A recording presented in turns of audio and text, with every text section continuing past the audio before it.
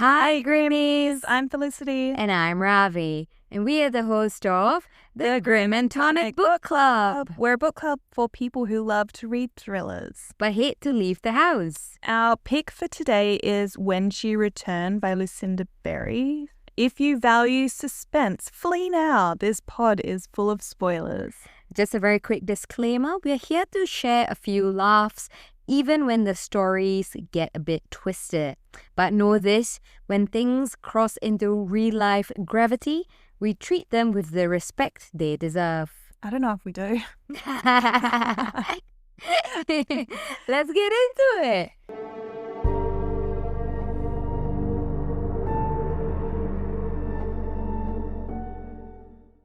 I feel like we treat stuff with respect-ish. Today's episode's gonna not be that respectful. Let's not be respectful. Let's not be respectful. Yeah, we apologize if we disrespect you, but yeah, that's just the way life is. Suck it up, princess. What's been happening? What are we drinking, Ravi? Okay, so I made a gin mule, courtesy of ChatGPT, and a lot of failure that went into this drink. Basically, I didn't go grocery shopping this weekend because we had so much on, but I had some ginger beer at home, I had some gin at home, and some limes. All you need. And that's all we needed. And actually it turned out pretty good, actually. Yeah, it's tasty. Mine's gone. Yeah, gone. Whenever we get together... I scull my drink. Before we even start the recording, it's gone. Well, offered her another one, but she didn't want it. I love a ginger ale. When I was pregnant, I just sculled it constantly. Oh, really? Yeah. Is it supposed to be helpful for pregnancy? I think most people have ginger tea, but I was like, let's get that sugary stuff. Get that sugary stuff in me. So what's been going on with you? Okay, so we are on a journey. We're on a journey to find our natural talents. Which is why we're not on social media a lot. Yeah. Well, me, always never, but... It's been such a bad month. I'm so sorry, social media. That's okay, it will survive. I don't love you. No, we do, but we're just trying new stuff. No, just social media I don't love. The people there I love. Just it's such a chore. So we've got like a full list of things that we want to try to see if we are any good at them. But you are pretty good though. So we've since found out I'm great at things. You are, I mean, we always sort of knew you were good at like some stuff. It's reassuring. Some stuff. Some stuff. No, you like pony riding. Yeah, exactly. You did that for like 8 years? Yeah, I did. Yeah. So she wasn't a horse. She was a pony. So we tried golf. We tried golf. This last weekend. Maybe we'll add like a little thing in this each month of like how we went in our activity, because we'll try and do one activity a month, I guess. Yes. Oh no, we'll do more, but we'll report back. I can't wait an entire month to find out my natural talent, can I? Okay.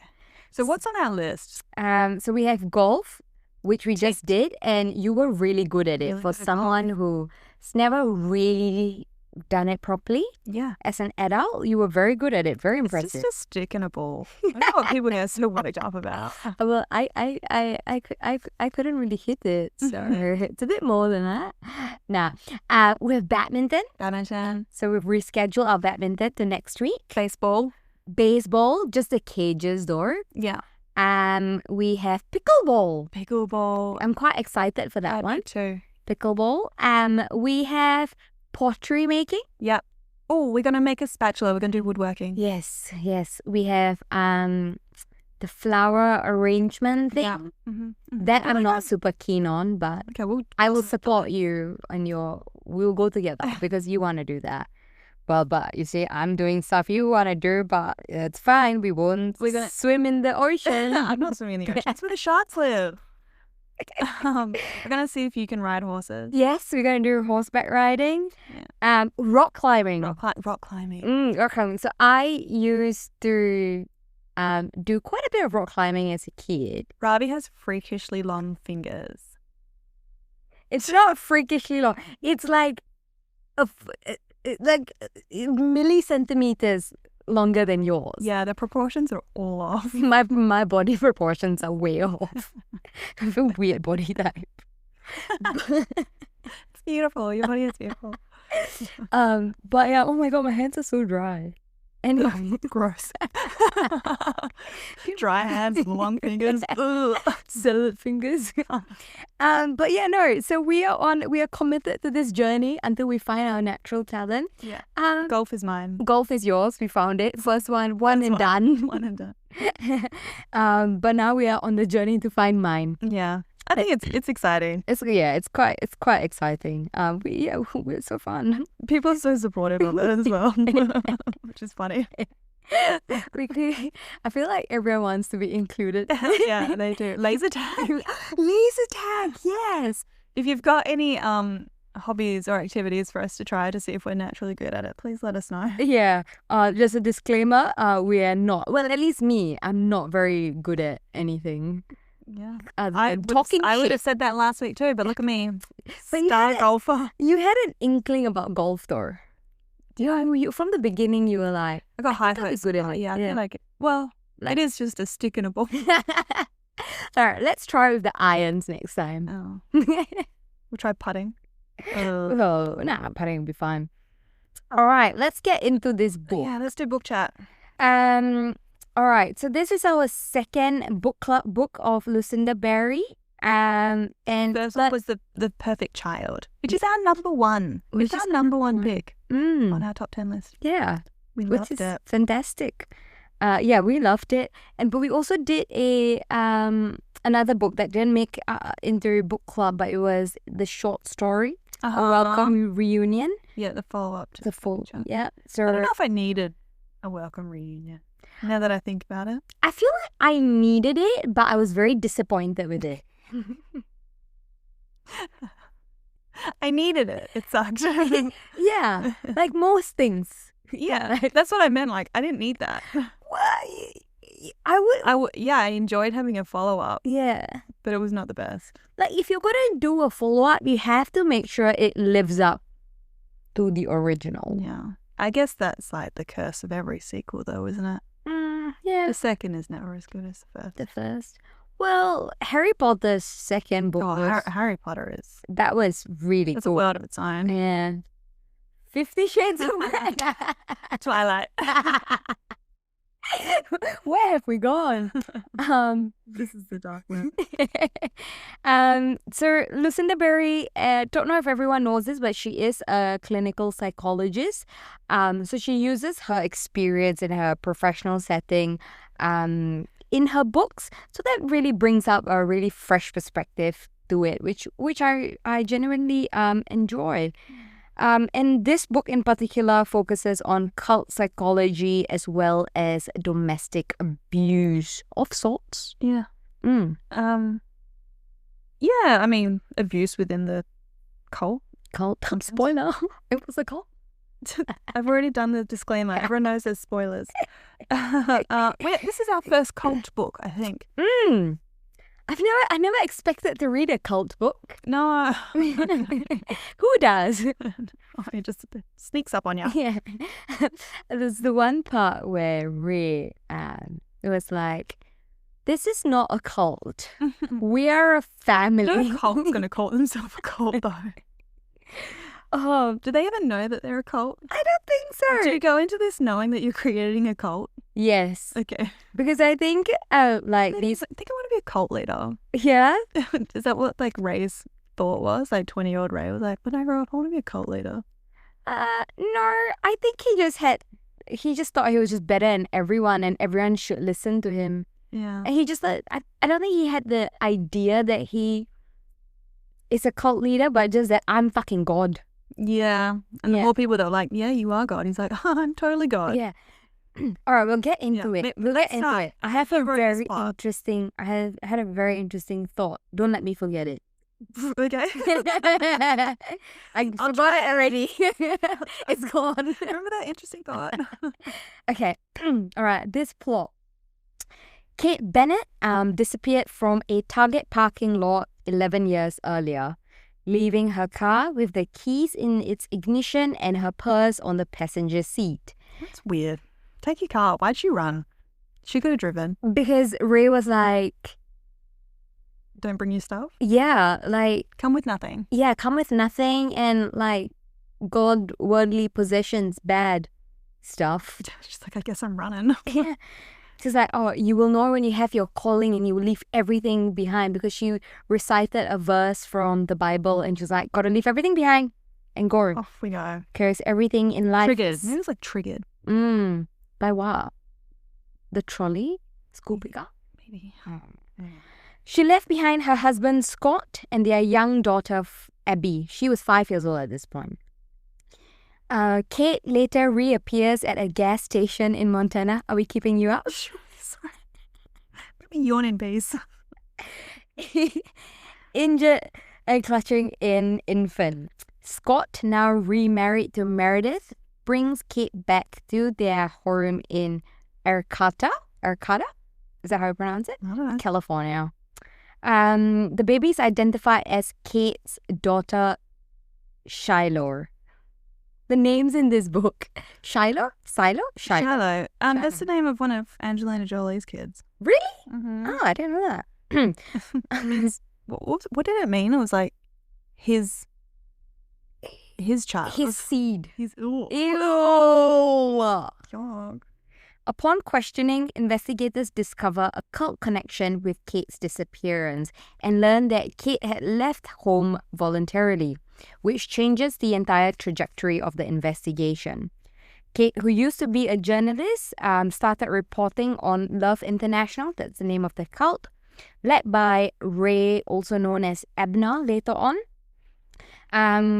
And it progressed from going for meetings initially, just to come and see their building and their cult, to retreats, and she went to like 5 retreats, and then a complete shift into full involvement within the group once she received her disciple invitation.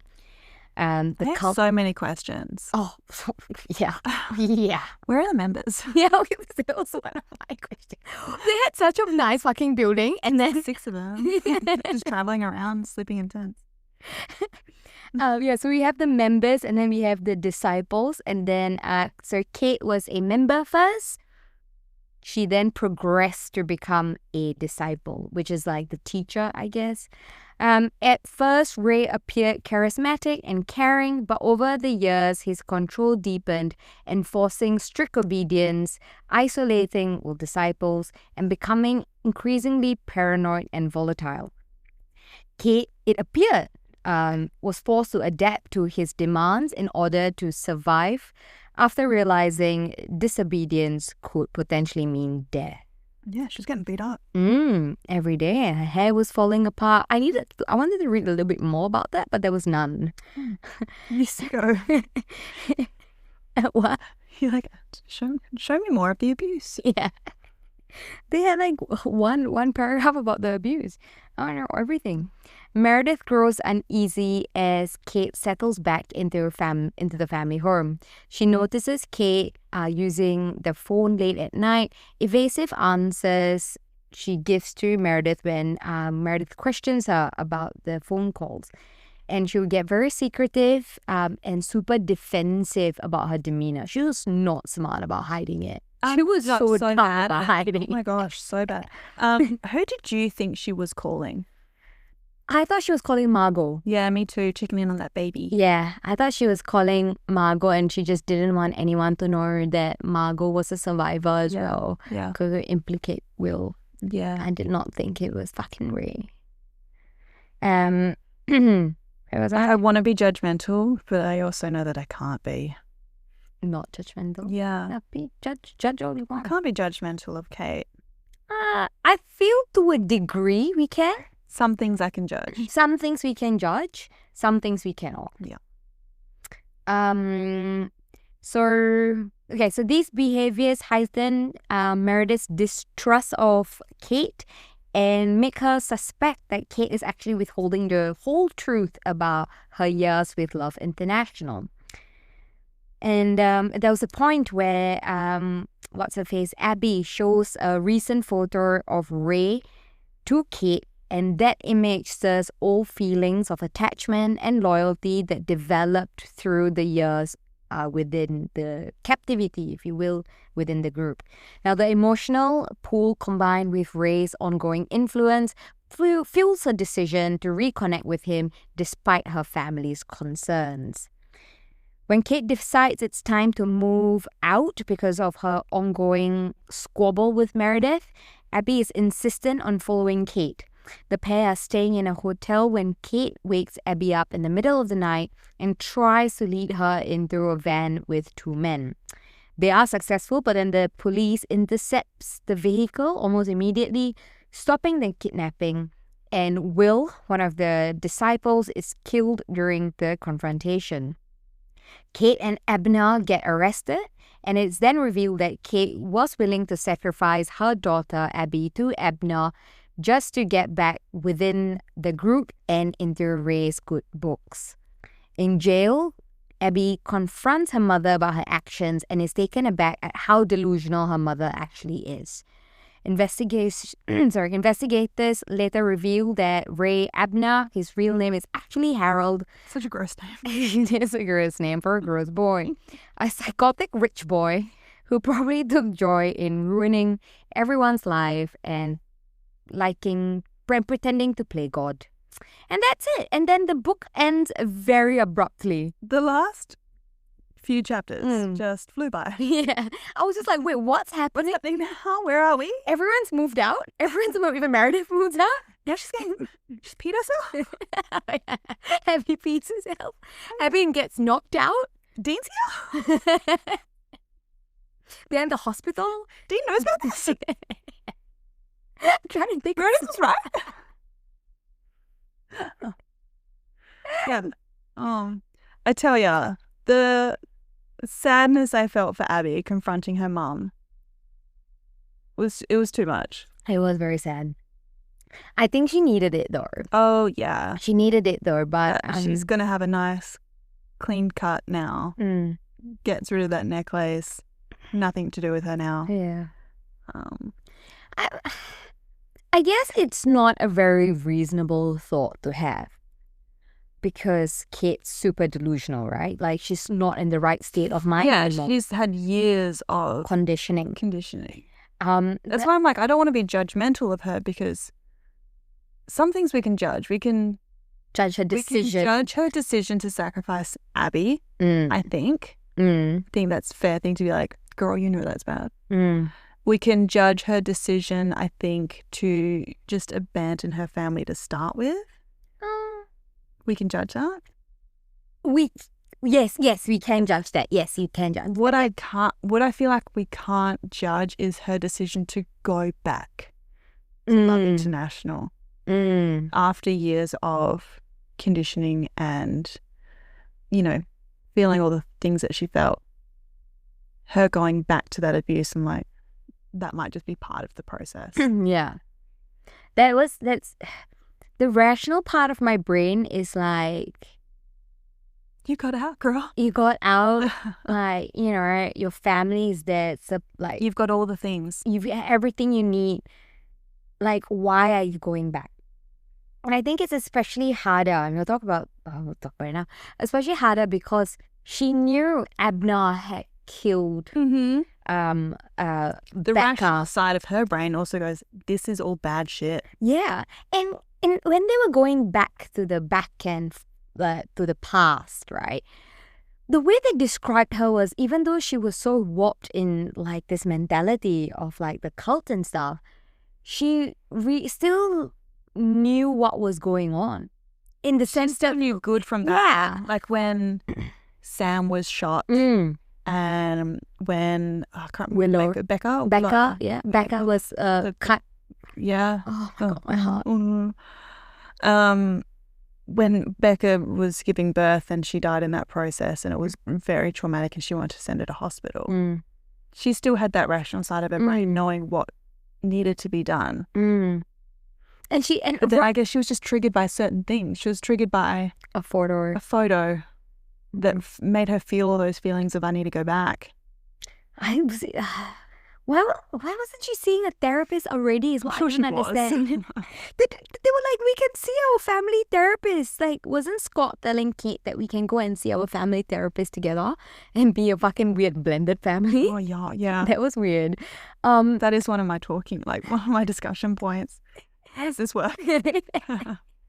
No, but like, see somebody to help you with the transition. I would have thought that you would had to. But they had Brian. But not like a family therapist, like a clinical psychiatrist. Yeah, they had Brian, but he was with the police to help her to uncondition her. What was the term that they used? Yeah, uncondition her from it, but integrate her back into society. Yeah, but I don't know. Maybe it was just it'd only been a month, and maybe she was still under the care of. No, I don't know. She should be seeing a therapist. She should be seeing a therapist by that time. A psychiatrist. Psychiatrist, yeah. What I didn't like about this book is I never knew what fucking year it was. But I think that was the point, especially in the flashback, because she'd lost all sense of time. Yeah. I think that was the point. No, but like even in... Okay, yeah, that's actually true. But even what year did she go missing? Well, it's just 11 years ago. What's now is now. Now, the book came out in 2019, so it's 2019. Assume 2019. 2019 less 11 is 2008. And that was when she just only got a phone. No, social media was around in 2008. There was a lot of things that weren't consistent. Whatever. This seems like nitty-gritty. But it needed to make sense in my head and it didn't. Okay, Kate. What do you think of Kate? Besides what we've talked about. I really wanted to like her. I was so disappointed by her in the end. But I felt for her. I felt a lot of sympathy for her. I had a lot of hope for her. She is a victim in all this, but I also think she made really dangerous and bad decisions knowingly. And so I have really mixed feelings about her, whether she is a victim or an abuser. I think probably both.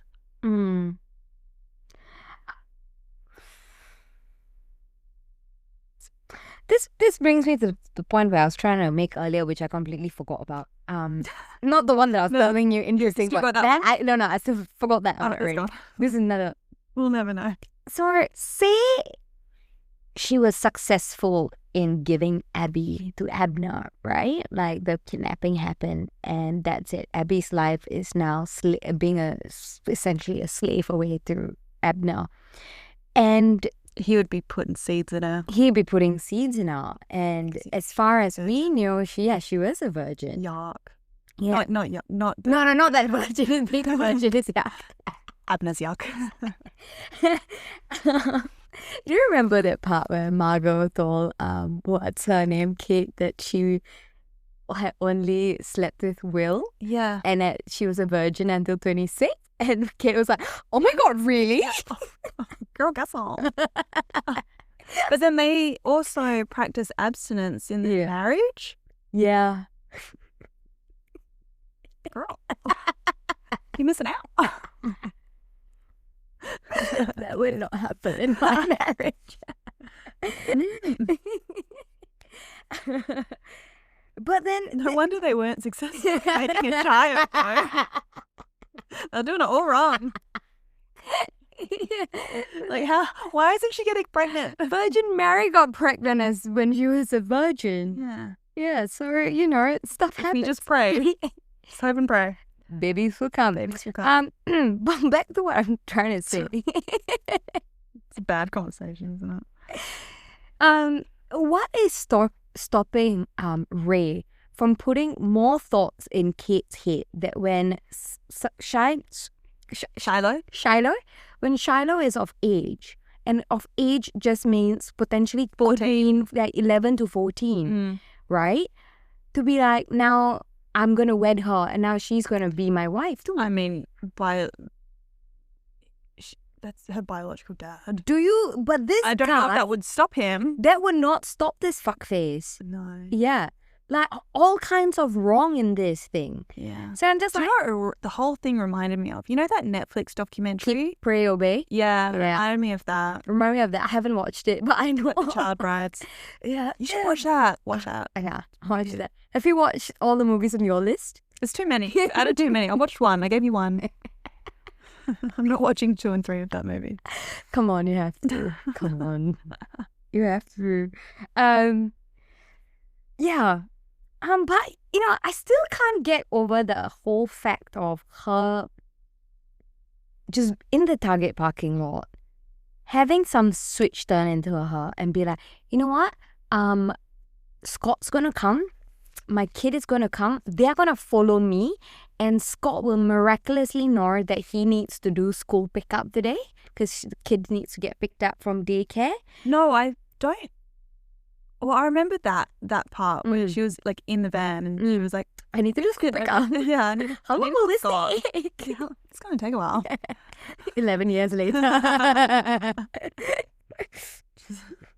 Yeah. Well, the logistics of that is... The logistics got into me as well. Yeah. Like, daycare must have called him. Yeah. And he'd be like, what? Where's my wife? And then he's calling her, and then she's not answering. Very traumatic. Very traumatic for everyone. And then, when Ray tells her that Scott thinks we are having an affair, and he wants nothing to do with you. Time to go. You didn't even try and fight for your marriage or your child. If people think you're having an affair, change your behaviour. Go home. Go home. Go home to Scott. Go home to your husband. Go home to your daughter. To your children. Fix the problems. Fix the problem. Stand by that. But she's just like, I guess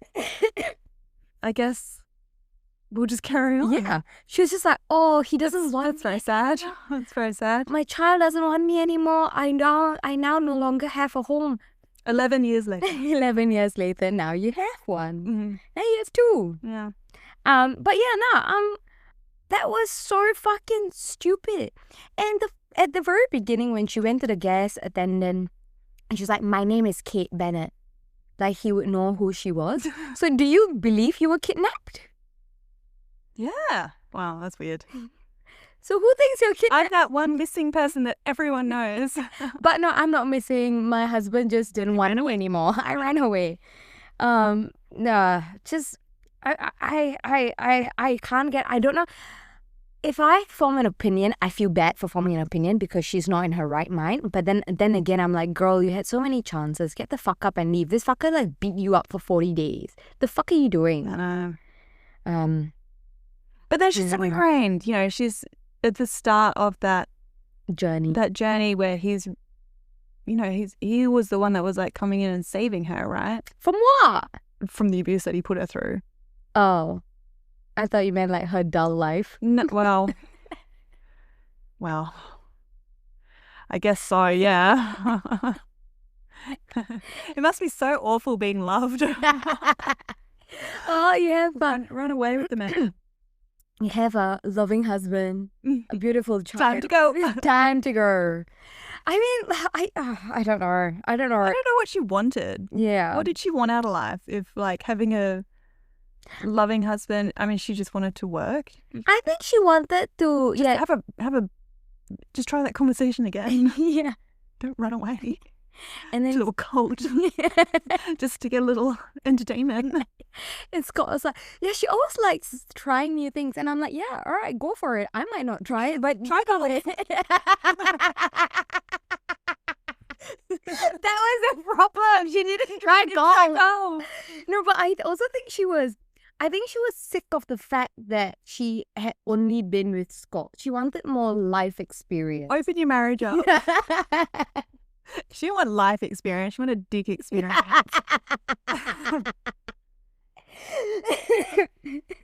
Open your marriage up, but let him know. Yeah. Don't run away and leave the keys in the car in the parking lot of Target. Because there was that one point where someone had asked how long you've been together, and then she lied about the years. She was so ashamed. Like, to be with your husband, then maybe that's a problem. Get divorced before joining a fucking cult. At least Abby would have a mum. Scott, I just felt bad for the guy. But so Ray's conditioning of Kate, I am assuming that sort of stuff, whatever tactics he used to manipulate her and, you know, do all that, it started in that interview stage. So her abandoning her family, that's not the first point. That's, a couple of months in, right? I don't want to say that she was not at fault, but there has to be a level of psychological manipulation that went on to push her in that direction. 100%. Because even Margot admitted that they sought her out. They wanted to see whether someone would abandon their family. Yeah, and she was targeted. And she was targeted, yeah. Like, she had a beautiful life. Let's see if we can ruin it. Yeah. Oh my God. Psychos. Fucking psychos. That left me a bit dumbfounded, that part where they want. We must find a virgin and a happy woman. And ruin them both. But yeah, that was just so sad. Because she was like, oh my God, they want to meet me because I'm really good at my job. Like, psych, we just want to ruin your life. Yeah. Do you know what else I found really annoying? Was when he married them both. And she's like, what about my husband? He's like, no, we don't believe in marriage. I've already cut you from all of your marital ties. We don't believe in that. Marry me. She's like, I don't think I want to. I still love that guy. Well, he's dead now. Yeah.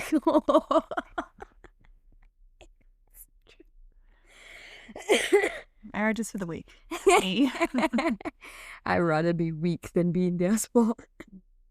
I feel like they tried quite hard to portray Scott as a bad guy in some elements. I feel like they wanted. It wasn't that Scott was a bad guy. We just wanted to think that Kate thought that he was a bad guy. I think it didn't come across. I was like, Scott's lovely. Scott's great. Scott is great. He might be what a kind man. Yeah, he might loving be man, annoying great dad. Yeah, but everyone is annoying. All the men we know. Yeah, they're all annoying. You're all annoying, man. Yeah, but he was so nice. He was such a beautiful little man. How cute was it? Okay, cute is the wrong word. It's like, we had a fight, and then so like everyone's going to think that I did it. And I was like, what is the secret? Like, what did she find out? Oh, he just took a loan. The grand scheme of things, honey. Very small. Even Meredith was like, that's a disappointing lie. Yeah. That's it. That's the concept. You could have told me. I felt like Scott though was okay. Even his lies. I mean, he was. If anything, he was boring. Even his lies were boring. Maybe that's what Kate was like. He's boring. He's not. That's okay. That's okay to be boring. Some people love a quiet, loving, boring man. Yeah. If you don't want him, Kate, because you want a god. Oh, ew. Yeah, just move on. Yeah. She just needed to leave this fella. She did all this just to avoid like a couple of hard conversations of like, I'd like to return to work. Yeah. And I would like to leave this marriage. Yeah. Yeah. Really hard conversations to have. Better than moving to a cult.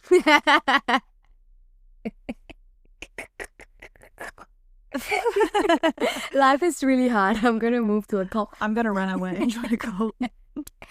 But they also were having all these financial problems because she wasn't working initially and she went back to work, but then she went missing and then Scott didn't work for a while. I didn't want to get into the nitty-gritty of their finances. But like he took out loans because of the global financial crisis. Yes. People weren't buying houses, so he took out a second mortgage on the house. Yeah. And yet he didn't want her to return to work. The math ain't mathin', bro. The math did not math. How could you? I'd be like, honey, you need to work. You actually need to. I'm so glad that you want to because you need to. It's like, how did they also afford anything after she went missing? He probably didn't work for ages. Well, I was only supporting one person now. Yeah, how do you pay the bills? How do you pay the bills? Nah, I liked him. I liked Scott. It's very rare we like a man in the book.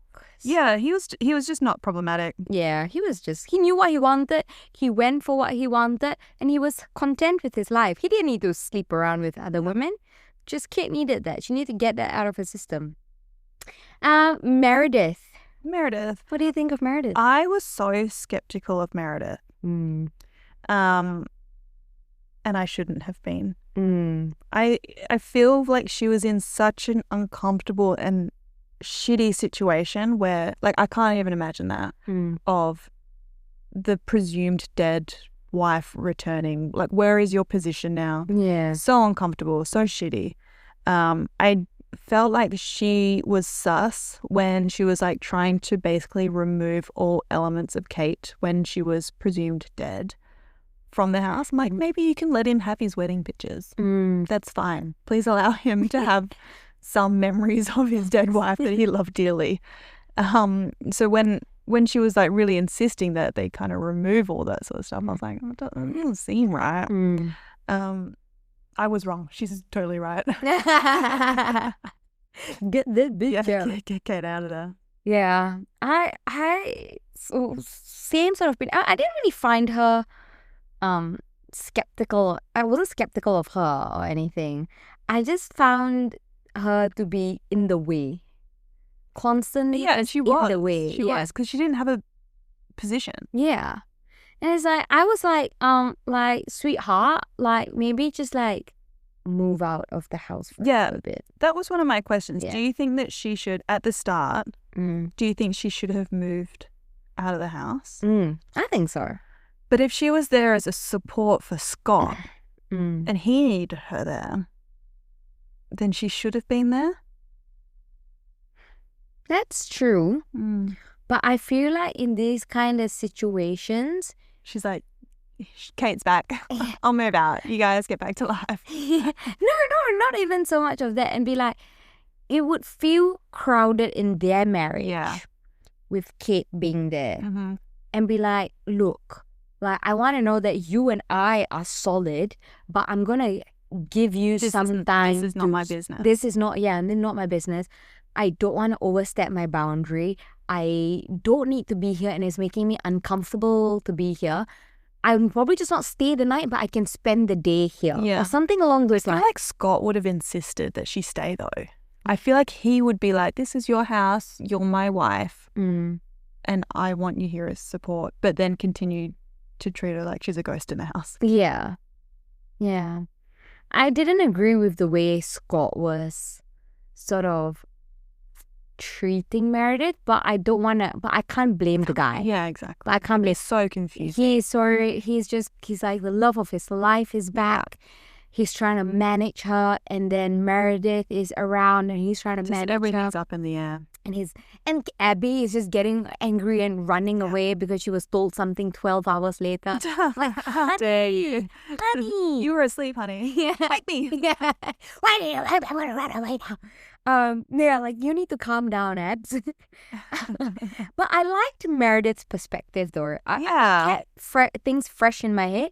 I think at the point where there was one when she and Thad, her younger son, they were talking, and Thad was like, can't really trust Kate at the beginning when they were saying all that. And I'm like, shut up. Like, you know, potentially she's been kidnapped.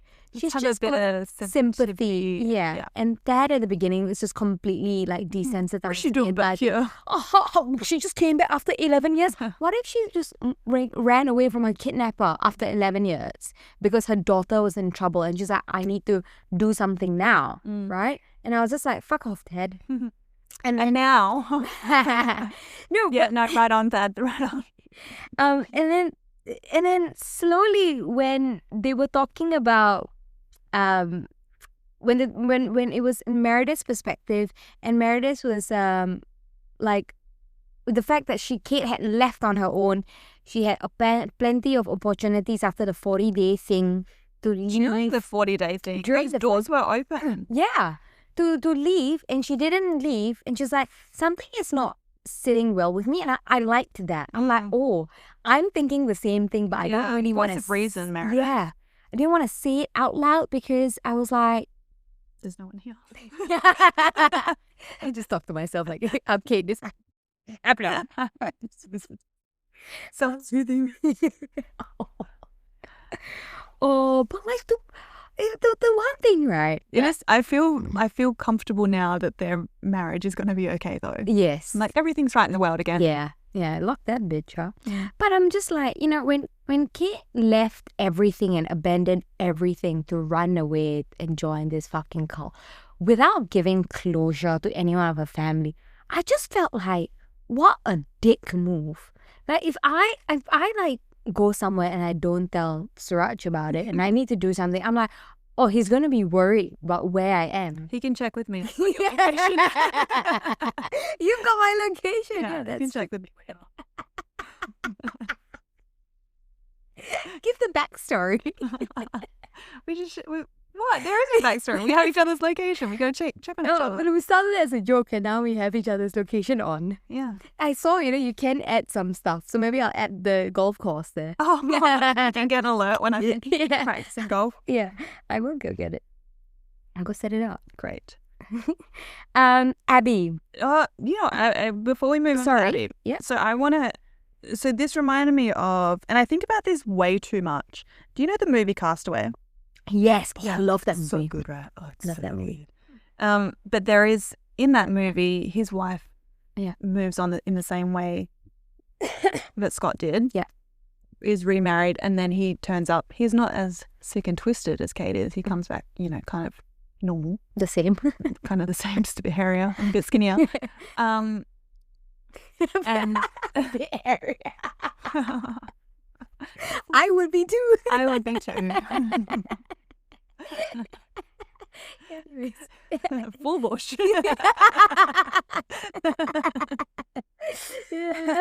Yeah, totes. And then they have to readjust of like, how do we handle these two marriages now? And I'm always, in my mind, I'm like, you just got to throuple it, honey. You just got to live in a 3-way marriage now. You're married to both of these men. Yeah. But he gracefully steps aside and lets his wife carry on with her new life with her new husband. Where do you sit in that? I don't know. Honestly. Throuple. No, I don't think any of the guys will be okay to a throuple. Knock on wood, something like that happens. Decision. He's just lived on an island. I'm sure he can handle a throuple. Oh, okay. Oh, I don't know. Like, yeah, so Suraj is the love of my life, right? Mm-hmm. If anything happens to him, I don't know what I would do. Oh, no, yeah. But I wouldn't move on. I'd be like, yeah. it's just alone. Alone now, forever. I'm just alone. Yeah. I'd be okay with it. Yeah. I don't think I could move on. But in an event that I did, I don't think that anyone could ever replace Suraj. So you'd be like, you gotta go. I would tell my husband, be like, you're out. You're out. Back in. Tag, you're in. Nah, I feel like get the prenup out. No, I feel like it will have to be a conversation. Be like you are never gonna get the full me, because like a part of my love for him did not die. It did. Yeah, my love for him did not die. Love two people. Yeah, exactly. But if he comes back, be like, you always knew you were a substitute because I saw myself growing old with him, and you were there, yes, and I appreciate it, and it's so hard, but I don't think I would marry someone. I don't think I'll marry someone. Yeah, I don't think you'd marry someone. Yeah, but fucking 5 days again? Absolutely not. Never marry anyone again. I'm sorry, you're not getting any more kids out of me. I'm done. This shop's closed.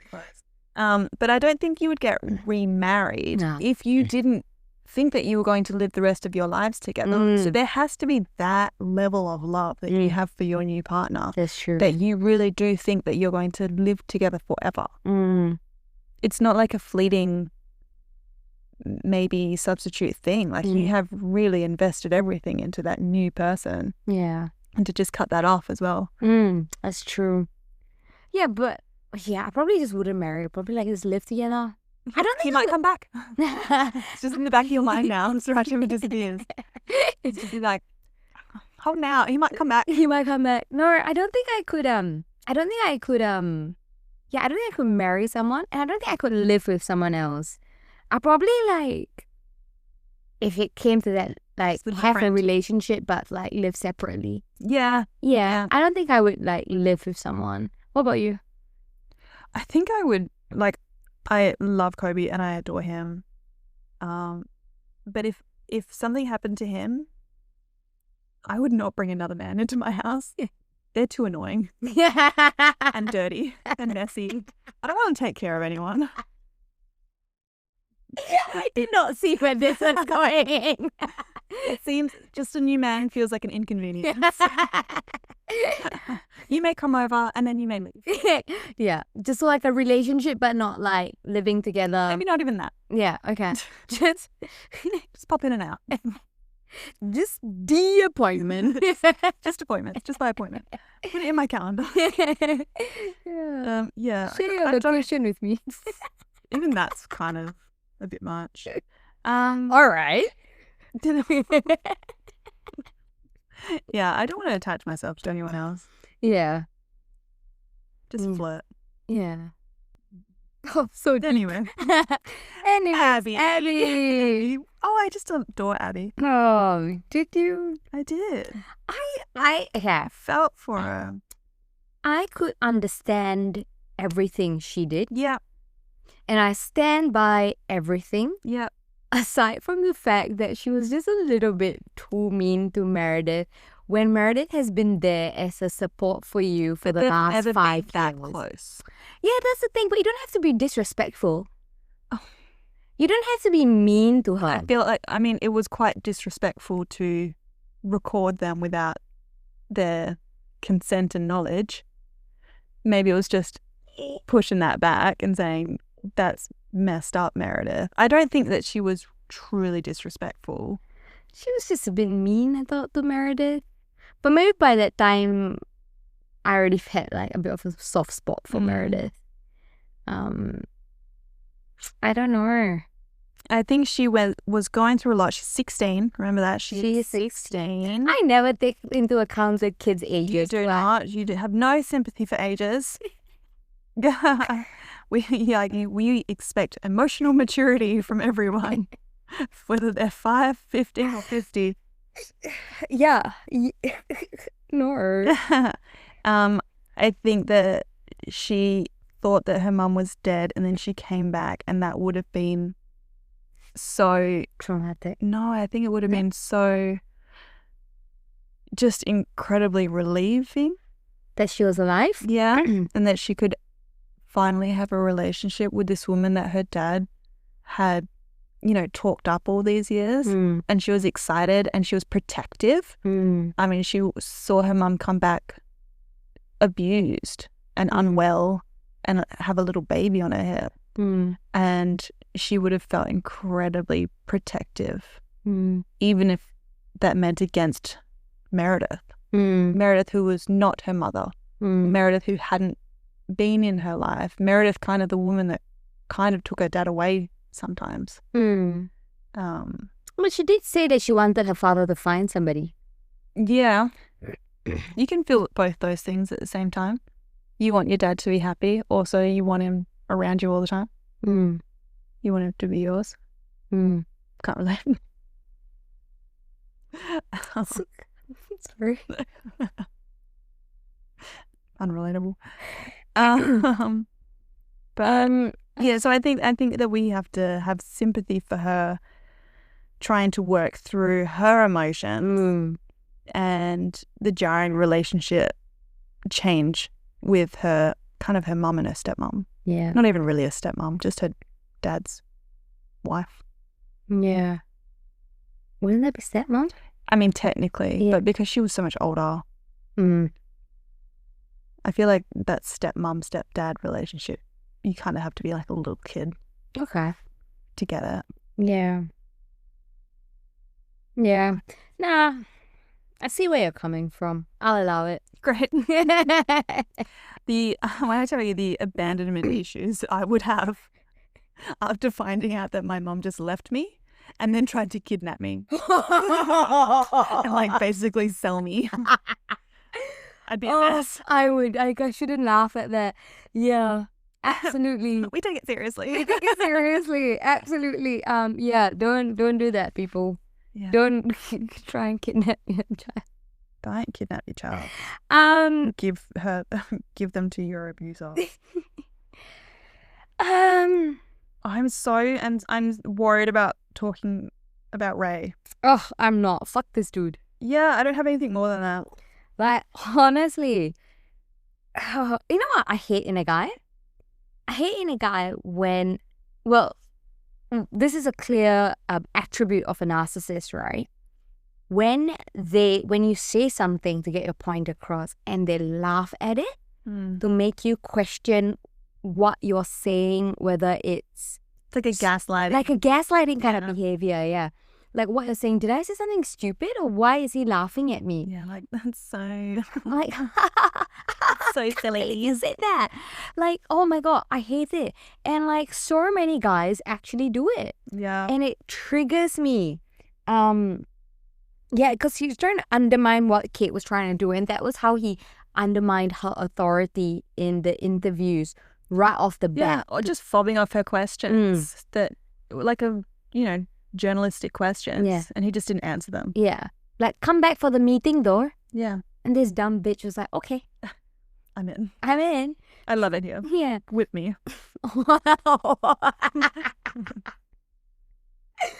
Oh, for 11 years later. It was a real dig at the end when we find out that he was actually like a little rich boy. And his mummy had bailed him out. That's so embarrassing for him. But I knew he was a rich boy from the start. Who else has got the money to start a cult? Yeah. Only rich fucks do that. Yeah. Was Charles Manson a rich boy? No, he wasn't a rich kid. No. He's just psychotic. Yeah, just pure psychotic. This was, psychotic and fucking god complex because he was probably good looking. And he thought, I've got some sway. Yeah. People listen to me. He's got pretty privilege. God. You know the part where he was trying with so many women to get pregnant and like none of them got pregnant, and then Kate was like, I think something's wrong with him. Yeah. His sperm. It doesn't work. That would have been good. I wish it did. I wish his fucking dick didn't work. I can't remember what I was gonna say about him. This was the interesting point from like an hour ago. I can't remember what I was gonna say. Never mind. No, we're moving on. We're moving on from your interesting point. That's fine. Yeah, he was just a narcissist. I was so nervous when he was gonna take the children away. The babies. Yeah. It made me really nervous. It made me really scared for the kids. And he probably did take the other one away. Miles? Was that his name? No, Zed. Oh, Margot's child, sorry. Yeah. Probably did do that journey. With Zed. Yeah, but he probably wouldn't have had the opportunity to because everyone was looking for Love International by that time. So they're all fleeing. He's in like San Francisco or something. Yeah, he was in San Fran. Never heard from Margot again. Yeah. Did she survive? She was not well. I don't think so.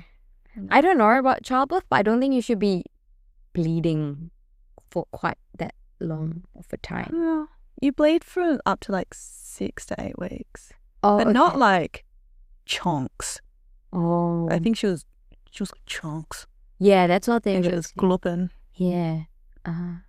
She was not well. She was not well. She did not have out of the 3 women who gave birth, only one had a smoothish birth. Yeah. It was Kate. That's why we go and see doctors. Okay, back to our question we had earlier. Who was taking care? Okay, so do you remember right at the beginning when Kate went to this abandoned office building? Yeah. Because they got an office building and people were donating and they paint all of the walls a beige color and everyone was wearing beige and they had a beautiful... Sounds nice. Love beige. Everything was beige and the building was beautiful. There were members coming in. They're trying to get kids clean. What happened? What happened to that? Yeah. I don't know. What happened to that? Did Love International just turn to like 6 people traveling around in tents? Yeah. I mean, there were more, but we only met 6. And like I was Where were all the members? And I was and all the retreats and the ones that didn't turn into disciples. Did they just not have access to Ray? No, but it was when Kate was a member and not a disciple yet. So it was Margot who was a disciple, Becca who was a disciple, and they were running like the workshops and the retreats, and they were always Just there. give up on that. They got like their 6 things that they were ticking off. They're like, got our virgin, got our, you know, like we can move on with our lives now. We've got our family. Or potentially, do you think that they had to abandon it because they, quote unquote, kidnapped Kate in a way?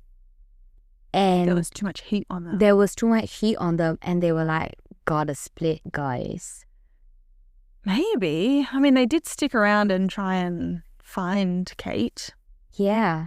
That was probably in the first 40 days that everyone was trying to find Kate. Yeah. And then after that, when they went to like that first, like before the RV campground, there was somewhere. I don't have an answer to your question as what happened to the actual members and the whole idea of this cult recruiting people. I don't know. I cannot tell you. It seemed to just in the end be like there's 5 of them. Just a few people in a tent. Yeah. Trying to make babies together. And I was quite surprised that Ray didn't go out of his way to recruit, because there was never any mention of new members coming in and joining. Well, no, they were making new members. Yeah. They're making their army of infants. Like, yeah, we're gonna make an army. Yeah, these are children. You got 18 years. It's a long time to wait. But the other thing that surprised me was it took 10 years before a sexual sort of element was introduced, because everyone was practicing. Before Ray started poking everyone with his dick. Because when you look at the Manson family cult, one of the more infamous ones, or even the Keep They just always sleeping together. Orgies, constant orgies. And then the Keep Pay or Pay one, it was a sexual element to it. Yeah, it was a wedding disguised as a wedding and marriages, but yes. So, and I was quite surprised that this cult didn't really have a sexual element to it until Ray was like... Just early days in the cult. No, yeah, 10 years. 10 years is a long time. When you think about these guys were like constantly orgies. That is surprising, but he was always claiming... He claimed to be abstinent, but then he was with Becca, wasn't he? I don't know whether that was before. Oh wait, yes, he was. It's not that there was no sexual element; it was just monogamous. Yeah, yeah. But usually these cult leaders, they're all like, "I'm gonna have sex with everyone. Like they're all mine. Yeah, everyone's mine." And it got there in the end. I mean, yeah. But I was surprised it took that long for it to get there. Yeah. I was so uncomfortable when he was like, let's all start, there are no marriages anymore. We're all free to be with whoever we want to be with. I was like, this is not going to end well. Yeah. This is not leading to a good place. No. Yeah. And then he was like, that when he announced it, there was this one married couple with the 3 kids, and like, I don't want to lie with you. And he was like, that's totally fine. And then the next day he was like, all right, everyone's on my roll call. Yeah, well, apparently her husband, ex-husband or whatever, was like, oh no, I actually kind of want you to. Yeah. Ew. What's wrong with these people? Oh, gross. Another interesting perspective that they sort of brought up in this book was that it takes almost 7 attempts for a domestically abused victim to leave their abuser. Yeah. And that's so tragic. That's why I think I have extra sympathy, some sympathy for Kate. Like, this was just attempt 1. I'm hoping that in her future,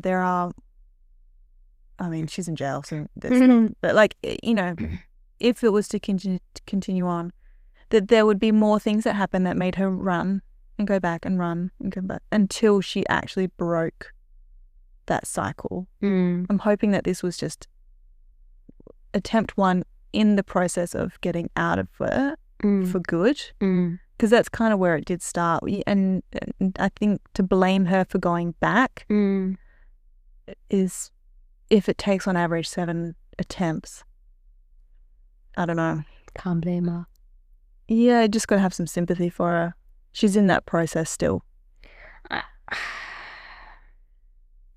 I would have had more sympathy if she didn't try and kidnap Abby. Yeah, exactly. That was a bad call. Yeah. I also have maybe, I don't want to say more or less sympathy, but when people don't flee domestic violence because financially they don't have a support system, and financially they don't have any options, and they don't have therapy, and they don't have the police. Like Kate had all of the things to set her up for success that a lot of other people don't.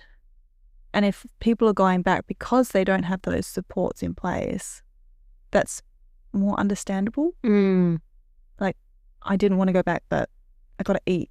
Like, I got to take care of my kids. I'm getting abused, but my kids are not, and they need a roof over their head. So I went back. Yeah. Things like that. Yeah.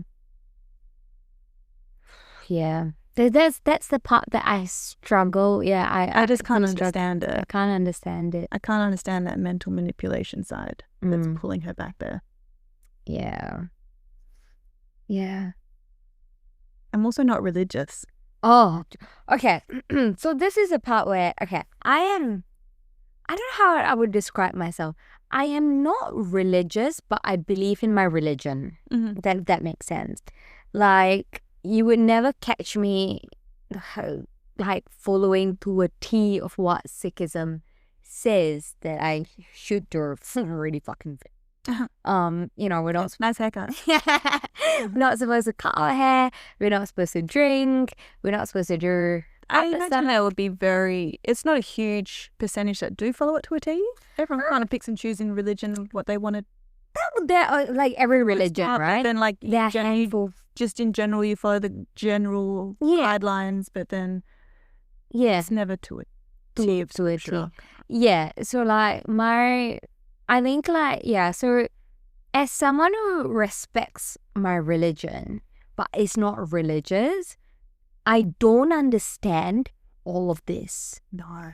I don't understand any of this. No. Like, you cannot take, and this is going to sound like super offensive, but this is just my opinion, so don't come at me. This is my opinion. So when all these scriptures were written, they were written hundreds and thousands of years ago. The modern world was not like that. Yeah, shit's changed. Right? So they were if a religion was formed today, it would be based on the rule of society today. And again, 1,000 years time or whatever. So you cannot, in my opinion, take gospel, what was written hundreds and thousands of years ago. I'm sorry, but you cannot. But I think you can take the general principles. Yeah, but like what I mean is sort of more so of like how these guys are treating it like the word of the Bible is the only word. Yeah. And nothing else goes kind of thing. You know what I mean? Like I don't know much about Christianity, but I think there's a verse about like you have to stone someone where if you have two threads together. That first testament, like they upgraded it for a reason. Like that stuff is crazy. Yeah. The general principles of Christianity is like forgiveness, love. Yeah. Believe in the one God is like probably the first one. That's where I fall down. But the other side of like, you love and you forgive everyone of every race, color, gender, blah, blah, blah. It's the general guidelines. And then the whole of at least the Second Testament, and this is from someone that hasn't done religion since high school. From what I remember, the Second Testament, which is what people tend to follow now, is just lots of like stories showing how you do that, what that means. So there's stories of the Good Samaritan where there's a guy suffering on the street or whatever, and then 3 people walk past, and it's the Good Samaritan at the end who actually helps him. And it's like, this is how you be a good person. This is how you show love and compassion and respect for everyone. And that's the religion. Yeah. But you don't follow it to a T. That word is so That it's that word or no word. Like when he had killed Sam, for example, it was like, it was like, yeah. Yeah, in the Bible it says you can't be disobedient, and if I've given you a warning and you're disobedient, death. Yeah. No, that's not how it works. That's not life, my friend. That's not life. But it probably goes against, 600 other verses. Yeah. Where it's like, hey, don't kill people. Yeah. There's probably a big one. Thou shalt not murder. Thou shalt not murder. Unless you are God, but that was the problem. But that was the problem. He was the God. Yeah. Dicey stuff. Conversation. Mm. Were you worried about Ray/Abner's relationship with the children? Yes. More so from a sexual abuse perspective. For the toddler? Yeah. Why was he sleeping with that toddler? Mm-hmm. Yeah. Mm-hmm. Mm-hmm. Mm-hmm. Like, at first it was like physical abuse, and then it was like sexual abuse, and it's so common with these cult leaders. Oh, and I was just like, get this fucking child away from this someone. Man. And then when he like cupped the face of the little tiny baby. Oh my God, Shiloh. Yeah. Because she was crying. I was so worried about this journey that he was planning. Yeah. I definitely, like, I think Kate was spot on when she was like, he will go, something will happen, he'll be like, God's will. Yeah. God's will. Baby's got to go. God's will. He comes back and is like, I don't know what happened. I threw the baby in the river and it just died. Yeah. God's will. Yeah, it was supposed to survive, but it didn't. Yeah. God's will. I tried it. I tested it, and this is God said. Everyone leave me alone because I am God and it was my will. Mm. Ew. Do you think that Kate was more protective of Shiloh? I mean, she was more protective of Shiloh than Abby because she was willing to kind of sacrifice Abby.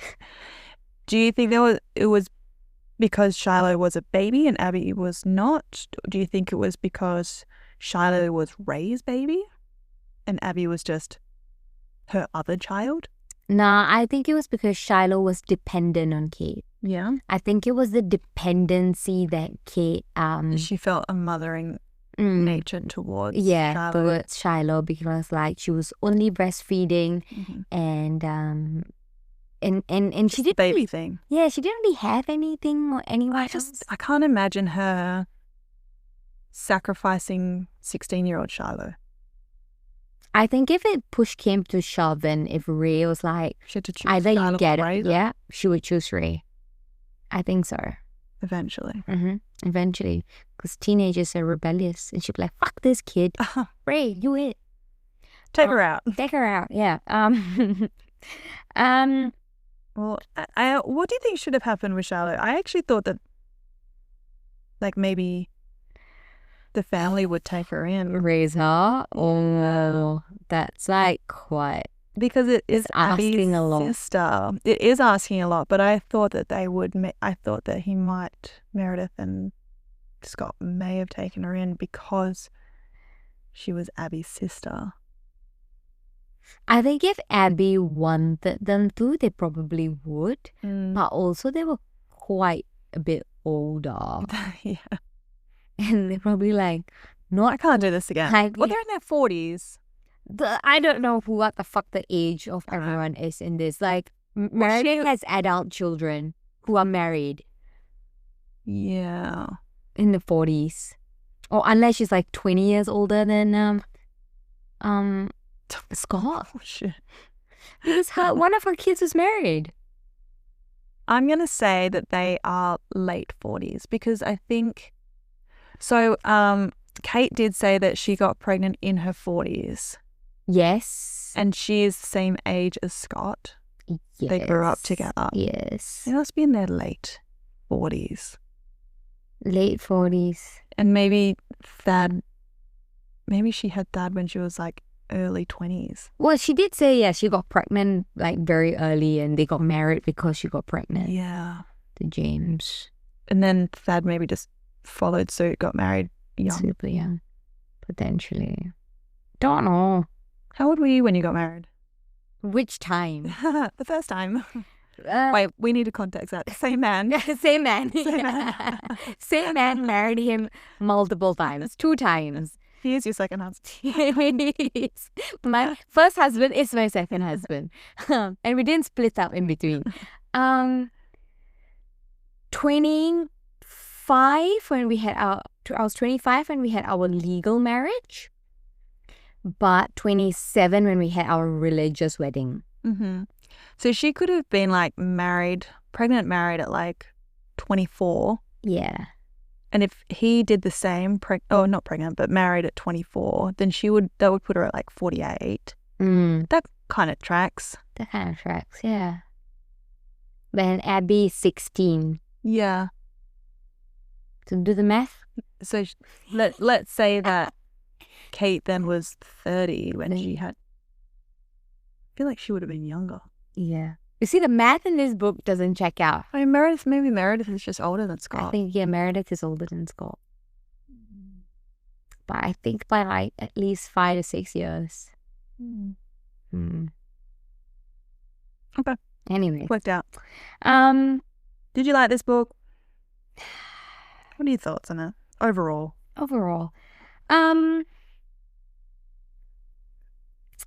Okay. I actually liked this book, and I found the cult perspective quite interesting because I've never, fresh for us. Yeah, very fresh. I've never read anything like that ever. And as disturbing as it was at some points, I liked reading about it. And I also enjoyed the book thoroughly. I didn't really think it was a very twisty book. I was just there for the ride, and I was just there for the journey to see what happens next because I wanted Ray to get arrested at the end. So technically he did. But I really hated the ending and how rushed the last few chapters were. Yeah. And I feel like I'm happy if it ended at Goodbye Mum, but then flash forward 10, 15 years down the track, and if Abby is not ready to forgive her mom, that's completely fine for not being able, not forgiving. But then Kate's just doing her bit through, and she's finally out of Ray's captivity, if you will, completely. Laughing. Just the way you hold things. So she's completely out of it. She's trying to mend her relationship with Abby, trying to have a relationship with Shiloh, knowing that Abby's never... Shiloh. will never be able to forgive her, but she's just around. So you wanted like a follow-up? I wanted a bit of a follow-up thing. I wanted a little bit of closure on Kate and be like, okay, she's finally well and she regrets everything that she... That would have been nice. Yeah. What about you? I actually thought the book was very well written, really interesting premise. It was a good book, but it was a bummer. Yeah, it was a bit of a bummer. And I think although it was a really good book, it would be a really good book for someone else. It wasn't my favorite. Yeah. I just don't think I vibed with it as much as her other book. I was surprised, when Kate wanted to go back to loving, that did. I was like, I did not see that coming. Yeah. I love a little twist. It's just not my favorite style of writing. Maybe. So you get a little bit more suspense and a little less journey. I love what's going on. But then our first book was not a very twisty book and suspenseful book either. I think that was just so thought-provoking. The Perfect Child. Yeah. And it was... Yeah, this is maybe a 3.5 for me. It's a great book. Yeah. I do think it's a really interesting, great book. It's just not my favorite style. A lot of all the books that we've read of hers are very thought-provoking. Even though there's not as much as A Perfect Child, but it was still quite... Yeah. For sure. Provoking, and you're like, what would you do? I feel like this. I feel bad for feeling like that, but that's what would I do in that situation? How would I feel if I was in their shoes? How would I feel if I was in their shoes? How would I feel? Yeah. She's really good at that. She's very, very good at that. This is going to annoy you. This was a 4.15 from me. I haven't given it a weird rating in a while, but I think this book deserved it. Where are we going to put it in our top 10 list? So we differ. Oh, I don't know. Yeah, I said like number 8, but I do think that you're right. It's probably higher than that. I think I think it was better. 6? A 6? Okay, I can be happy with the 6. I did like the one. I'll give you the list. Okay, the list is, we've got 9 on the list, so this is going to be a full top 10, right? Number 1, The Perfect Child, Lucinda Berry. Number 2, Hidden Pictures by Jason Rekulak. Number 3, Rock, Paper, Scissors, Alice Feeney. Number 4, Beautiful, Ugly, Alice Feeney. Number 5, The Wife Upstairs, Rachel Hawkins. Number 6, A Flicker in the Dark, Stacey Willingham. Number 7, His and Hers, Alice Feeney.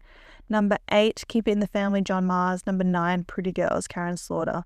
My gut tells me to put it at a 6. Yeah, I liked it more than The Wife Upstairs, but I can live with a number 6. Okay. We'll do 6 then.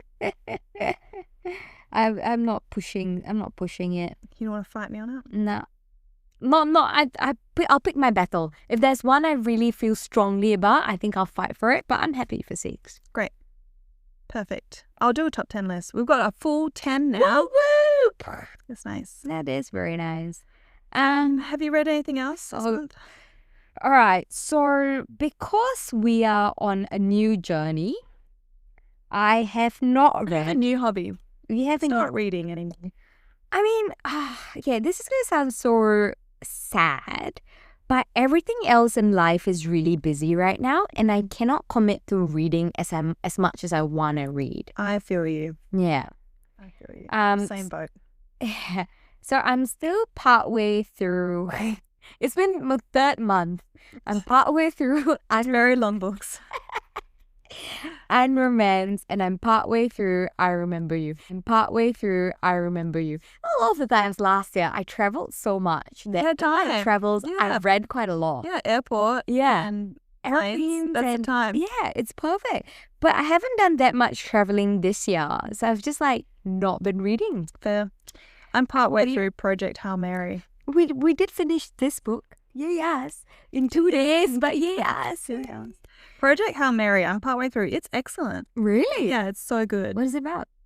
I don't know. It's great. I don't know anything about it. Just joking. No, it's this guy wakes up. It's kind of sci-fi-y. Oh, that's why the guy that wrote The Martian. Ah, yes, I remember you telling me about this. Yeah, so this guy wakes up, no memories, and he's in a space station. He's trying to work out what his purpose is, why he's there, what he's meant to be doing. So you're on that journey with him, working out who he is and what he's meant to be doing. Interesting. Sci-fi is not really my kind of vibe. No, but I don't know. The way that this author does it, it feels very grounded. It doesn't feel like aliens. It's not alien stuff. Okay. It seems like it could be real, like Interstellar. Oh, I love like it's sci-fi. Yeah, it's not real, but it's believable. Yeah, right. Yeah, like I don't know, space. There's checks. The world is dying. The world's dying. In that sort of way. Yeah. The other, what was it called? The Martian is he gets left behind on Mars after a mission. That's what that whole premise is. It's not real. People haven't been to Mars, go to Mars, but it feels like it could be real. I haven't watched The Martian yet. You've been asking me to watch it. Mm-hmm. You were supposed to watch La La Land. Now I'm supposed to watch The Martian. Yeah. Watch La La Land. Okay. I'll check back in next month. Okay. Put it on our list. It's already on your list. I added it. Okay, next book. All right. Apologies. I'm so bad with social media. I'm so sorry to all of the people who really hang out with social media. Yeah. We didn't put such bad book club. We didn't. It's all right. I didn't put up a vote. So you've made an executive decision. I have made an executive decision. I don't know whether we have put this out before. Nope. I don't think so. Yeah, we have. We have? Yeah. Oh, whoops. Whoopsie-doo. It's fine. Okay. It's fine. With an executive decision, we are reading, drum roll please, Kill for Me, Kill for You by Steve Kavanaugh. What is it about, you ask? That was my question. If you just... I feel like it's two people on a train that decide together to like they're putting a hit on other people for each other. I think it's... Yeah, sounds vaguely familiar. I think it's about two women who are going to kill for each other. That's what I said. Anyways, all right. It's a big twist in it. Is there a big twist in it? From what I understand. Okay. For a very good twist. Oh, good. All right. One dark evening on New York City's Upper West Side, two strangers meet by chance. Over drinks, Amanda and Wendy realize they have much in common, especially loneliness and an intense desire for revenge against men who destroyed their families. As they talk into the night, they come up with the perfect plan. If you kill for me, I'll kill for you. In another part of the city, Ruth is home alone when the beautiful brownstone she shares with her husband, Scott, is invaded. She's attacked by a man with piercing blue eyes who disappears into the night. Will she ever be able to feel safe again when the blue-eyed stranger is still out there? That's it, actually. That's all I have. That's why I was on Goodreads. All right then. All right. Yeah, the bitty blue-eyed is actually Ray. Oh, God. All right, we'll read that book. Do we have a date? This episode will be released on the 7th of November, 2025. Amazing. Okay. Great. That's it. See you then. All right. We'll try and be better on socials. Yes. Thank you so much for listening, for sticking by us, even though we've been a bit MIA. Yeah. We appreciate it. Take care. See you in November. See you in November. Bye.